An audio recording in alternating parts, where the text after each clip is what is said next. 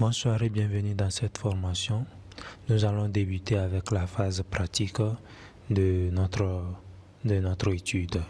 Et donc, pour ce faire, il faut juste copier déjà les données sur le bureau. Donc ici, moi j'ai copié le sur Pack Training sur le bureau. Donc sur Pack Training 2025, les données sont présentes ici. Donc tout ce que nous allons faire, nous allons l'utiliser. Alors nous allons partir lancer le logiciel. Pour lancer le logiciel, je vais dans le menu démarrer ou bien j'appuie sur le bouton Windows.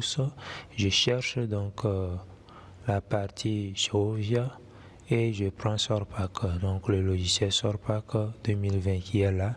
Je clique dessus et le logiciel est lancé.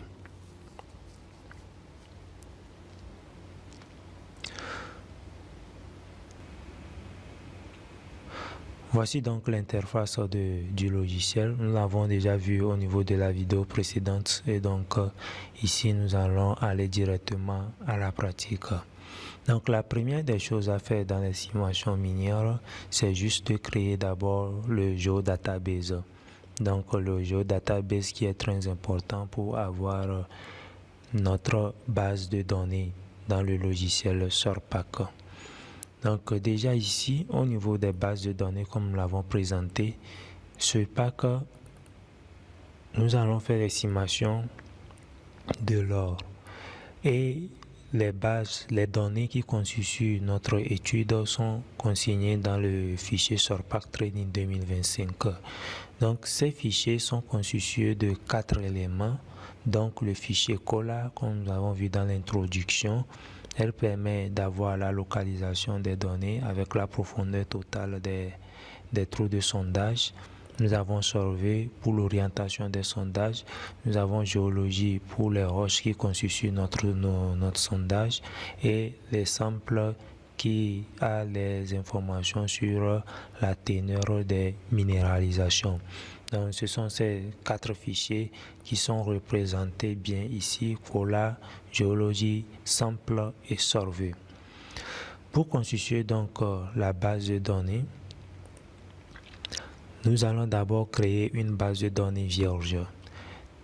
Donc, la première des choses à faire, c'est de connecter déjà mon fichier, ma base de données, c'est-à-dire le dossier que j'ai ici, au logiciel SourcePack.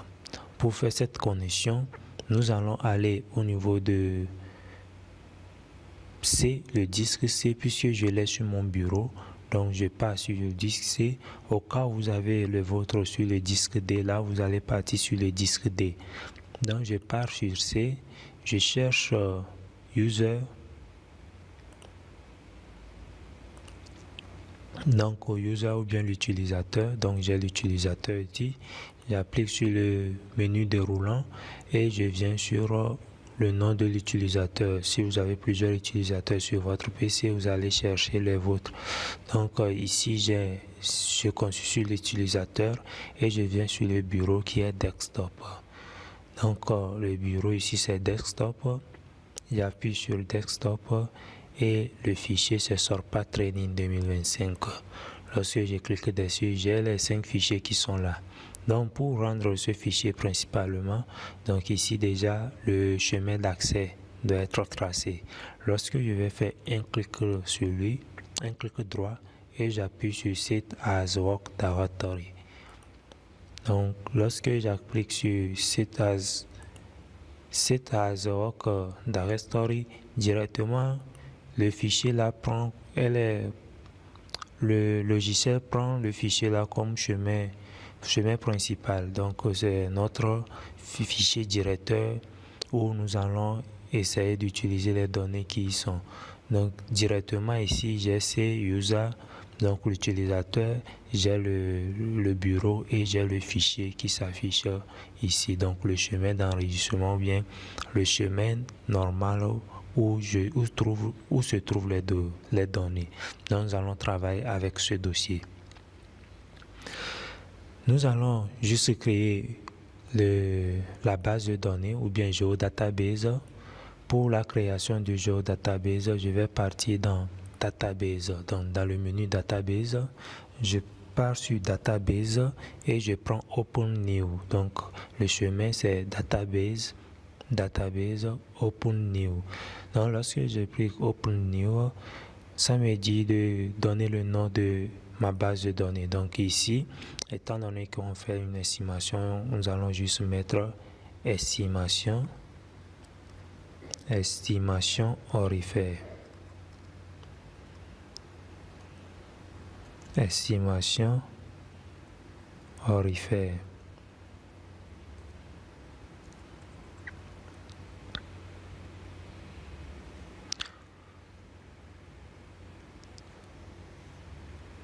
Donc, j'ai l'estimation aurifère.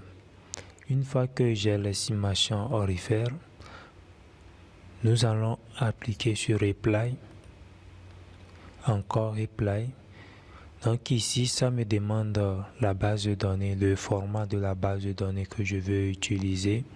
Donc pour ce faire, je vais cliquer dessus. Je vais chercher une autre base de données qui est l'Access 2000. Donc la base de données compatible à mes fichiers, c'est celui d'Access 2000. Donc ici, j'appuie sur XY calculer texte. Donc ici, nous allons calculer pour les tables Survey et les samples. Pour les deux tables Survey et les samples, les X, Y, Z, latitude, la longitude et l'altitude seront calculés. Après, j'applique sur Apply. Donc, comme nous l'avons dit, nous avons deux fichiers principaux. Donc, les deux fichiers principaux, c'est le fichier Cola et le fichier Survey. Maintenant, les fichiers optionnels, c'est géologie et sample. Donc, c'est les deux fichiers que je dois ajouter ici. Donc, premièrement, je vais ajouter la table géologie.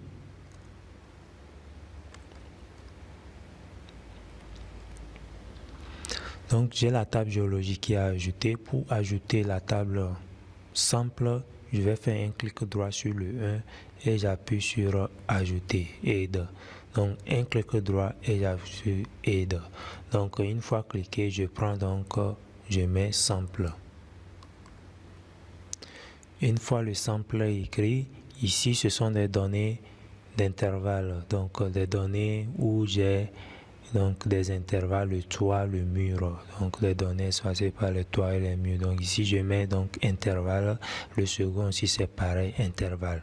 Juste après ça, j'appuie sur Reply. Ça m'amène dans une autre fenêtre où les quatre fichiers sont là, ajoutés de fichiers Translation et de fichiers Style. Donc étant donné que nous utilisons que quatre fichiers, nous allons partir dans Cola d'abord. Donc au niveau des fields, ce sont les champs que comportent mes différentes données dans le fichier Excel. Le type c'est le caractère, donc le type de caractère, et ici j'ai les autres éléments comme index, le length, etc. Donc ici directement, si je veux que mes fichiers, dans mes fichiers d'autres champs apparaissent, par exemple le whole path. Si je n'ai pas le whole path dans mes données, là je vais cliquer dessus et ça serait nul. Je vais annuler ce champ là pour que ça n'apparaisse pas dans mes données. Donc directement j'ai les différentes données, j'ai le whole X, Y, Z et le max dev. C'est ce que j'ai au niveau de ma base de données comme on l'avait présenté dans la vidéo précédente. Après, dans le fichier Survey aussi, c'est pareil. Nous avons le whole, j'ai le def, Y, Z, eux seront calculés. On a le dip et l'azimut. Donc, nous avons le dip et l'azimut. Donc, là, le fichier aussi passe. Donc, ici, le fichier Translation, le style, on ne va pas les utiliser. Donc, on va sur la géologie. Donc, pour le fichier géologie, j'ai le whole, j'ai le def from. Donc le whole ID est là, le sample, donc le sample ID on n'a pas ça, on n'a pas le sample ID donc dans nos données. Au cas où on a, là on va l'utiliser. Comme on n'a pas, on va cocher, on va juste l'annuler. Donc le def from, le def to. Donc ici il y a un champ qui manque, c'est le champ qui comporte les roches. Donc le champ qui comporte les roches au niveau de la partie géologie. Donc ici nous allons mettre juste roche. Donc si nous mettons la roche ici, nous allons décocher et le type de fichier c'est caractère. Donc c'est caractère, donc on laisse caractère. Au niveau des samples, c'est pareil. Au niveau des samples, le fichier qu'on n'a pas, c'est le champ qu'on n'a pas, c'est le champ de l'or, la teneur en or. Donc là, on va écrire l'or et l'unité c'est en ppm, donc on écrit ppm. Donc on écrit l'or ppm. Cette fois-ci, ce sont des données décimales. Donc ici, on va prendre donc le réel, dans des données réelles, et on va juste l'annuler. Donc ici, dans cette fenêtre, on va juste organiser les champs selon la base de données que nous avons. Nous avons déjà présenté la base de données. Donc ici, on a ajouté la roche et là, au niveau des samples, on a ajouté l'or ppm. Après, nous allons juste appliquer sur Reply. Automatiquement, ma base de données est créée. Donc, dans le fichier ici, j'ai estimation aurifère. Et en bas, ça apparaît directement, j'ai l'estimation aurifère. Donc, une fois que la base de données est créée, on n'a pas encore les données nécessaires pour pouvoir afficher nos forages. Donc, on va connecter la base de données aux différents fichiers Excel qui se trouvent dans notre PC. C'est très important de faire la connexion. Sans la connexion, c'est une base de données vide que nous avons. Donc, on va faire la connexion entre les fichiers. Donc, pour faire cette connexion, nous allons toujours partir au niveau de Database. Nous allons dans Database, nous prenons Database encore et nous allons dans Import Data. Donc ici, on va importer les données. Directement, j'appuie sur les données. Et ici, ça me demande le nom. Donc le nom, c'est estimation aurifère. Le nom du rapport. Donc ici, je peux mettre rapport. C'est le premier rapport. Donc je mets un rapport de sondage. Ou bien rapport des sondages. Donc, rapport des sondages pour pouvoir avoir accès aux différents sondages. Après, j'applique Apply et appliquer encore. Donc ici, ça m'affiche les différents fichiers dont j'ai besoin. Translation, on n'a pas utilisé, donc on décode Translation. Color, on a ça, Survey, nous avons Géologie, nous avons Sample, nous avons Style, nous n'avons pas, nous allons décocher aussi et Style. Donc on a les 4 fichiers Color, Survey, Géologie, Sample. Donc ce sont les 4 fichiers là qui sont cochés. Juste après ça, je peux appliquer sur Apply. Donc dans cette fenêtre, nous allons donner les différents numéros. Nous allons associer les différents numéros aux colonnes. Donc pour ce faire, nous allons partir dans notre PC pour bien visualiser ce qui se passe. Par exemple, lorsque nous allons prendre la table Collar. Lorsque nous allons prendre la table Collar, elle est composée de plusieurs éléments. Donc la première colonne, c'est Rollides. Donc on l'applique une. La deuxième colonne, c'est le B. Donc on l'applique 2, c'est X, Y, la troisième colonne, Z, la quatrième colonne, et la cinquième colonne, c'est la profondeur totale. Donc, voici donc les numéros de colonnes, 1, 2, 3, 4 et puis 5. Donc, si nous allons dans notre fichier, notre fichier Collar ici. Donc le fichier convertit déjà en format CSV. Donc le format normal, c'est le format Excel que nous avons, l'autre. Et ici, nous avons le format CSV. Donc pour le format CSV, nous avons déjà vu que c'est le champ. La colonne est séparée par virgule et les points représentent les virgules. Donc la colonne est séparée par les virgules, les points représentés par les points représentent les virgules. Et donc, nous avons donc plusieurs colonnes ici. 1, 2, 3, 4, 5. Les 5 colonnes que nous avons vues dans le fichier Excel normal. Donc, après conversion, c'est ce que nous avons. Et c'est cet fichier-là que nous allons connecter à notre base de données. Si je ressors dans le fichier, je vais dans Cola 1, 2, 3, 4, 5. Donc dans le logiciel, rapidement, dans le logiciel directement, nous allons voir que la première colonne, Cola, donc une, Holaïdje c'est une, deuxième colonne c'est X. Donc on va mettre 2 au niveau de X, au niveau de Y on va mettre 3, au niveau de Z nous allons mettre 4, max def nous allons mettre 5. Le hof path, rappelez-vous, nous avons décoché, donc on n'a pas ça, donc on décoche. Nous allons partir dans la partie survey. Dans la partie survey aussi, nous allons déjà observer les différentes données qui constituent les champs de survey.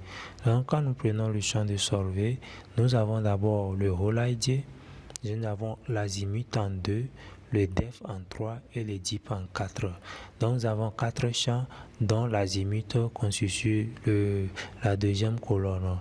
Donc, dans le logiciel, au niveau de survey aussi, j'ai Holaïdje qui est 1. Le def, ça commence par le def qui est 3. L'azimut, c'est lui qui est 2. Et le dip qui est 4. Donc, j'ai le Holaïdje 1, l'azimut 2, le dip 4 et le def qui est la colonne 3. Nous allons migrer vers la géologie. Donc au niveau de fichier géologie aussi c'est pareil. Au niveau du fichier géologie, nous avons le Holaïdje, nous avons le def-from, le def-to et rock. Rock constitue la quatrième colonne. Donc directement, nous allons partir la première colonne. La deuxième colonne c'est le Samplaïdje. Le Samplaïdje, nous n'avons pas ça, nous avons décoché depuis la table de matière, donc nous allons décocher ça. Le def-from c'est la deuxième colonne, on met 2. Le def-to c'est la troisième colonne, on met 3. Et la colonne qu'on a créée, le champ qu'on a créé, c'est le champ rock, donc c'est lui qui constitue quatrième colonne. Après ça, nous allons partir dans la dernière partie qui est le sample. Donc pour le sample aussi, nous allons voir le sample. La première colonne c'est 1, deuxième colonne c'est 2, troisième colonne c'est def2 qui est 3 et le gold qui est quatrième colonne. Donc la teneur en quatrième colonne. Donc la colonne 1, le sample ID n'est pas là, on laisse. Donc la colonne 2 c'est def-from, la colonne 3 c'est def2 et la colonne la dernière colonne qui constitue les teneurs, c'est celle qui est la colonne 4. Donc une fois que j'ai bien configuré les colonnes avec les numéros correspondants, je peux appliquer sur Reply. Donc une fois appliqué sur Reply, j'ai donc une autre fenêtre qui s'ouvre qui va me permettre d'insérer les différentes données que j'ai. Donc déjà je vais cliquer dans la fenêtre. Je fais un clic juste dans la fenêtre et ça me dirige vers mon ordinateur. Donc si je ne vois pas directement, ça veut dire que j'ai pas bien coché, j'ai pas bien dirigé mes fichiers. Mais si cela est bien fait, j'aurai donc les 4 fichiers qui sont là. Donc on commence par le fichier Cola. Donc j'ai Cola. Le second fichier c'est le fichier survey qu'il est en train de demander. Donc là-bas je vais mettre le fichier survey.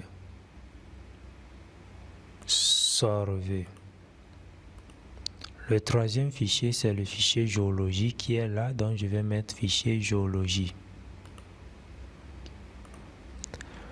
La quatrième fichier c'est le fichier sample qui est là. Donc je vais mettre fichier sample.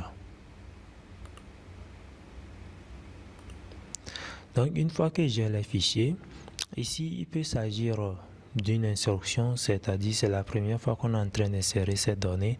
Il peut s'agir aussi d'une mise à jour, donc on peut mettre la mise à jour ou bien donc des deux, une mise à jour et d'insertion. Donc ici, ce qui nous importe, c'est la première fois, donc on met insert. Donc après avoir mis insert, nous allons appliquer sur reply.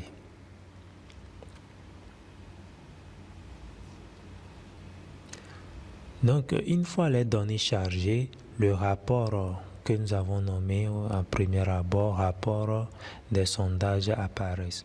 Donc, que dit notre rapport? Donc, le rapport est fait en fonction des différents fichiers que nous avons.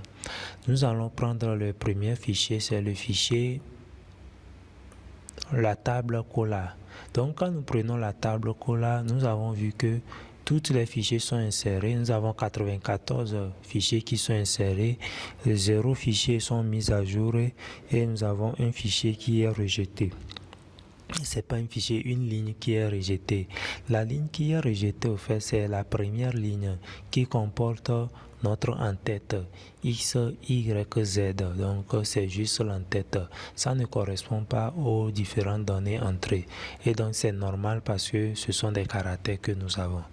Donc, deuxième table aussi, c'est la table fichier. Donc, il peut arriver qu'on supprime l'en-tête avant de faire l'insertion pour qu'on n'ait pas des différents messages d'erreur. Mais ici, c'est normal parce que nous avons donc X, Y, Z qui sont des caractères. Donc ici, il nous dit que X is not a numérique. Donc ce n'est pas un nombre numérique. Donc c'est normal.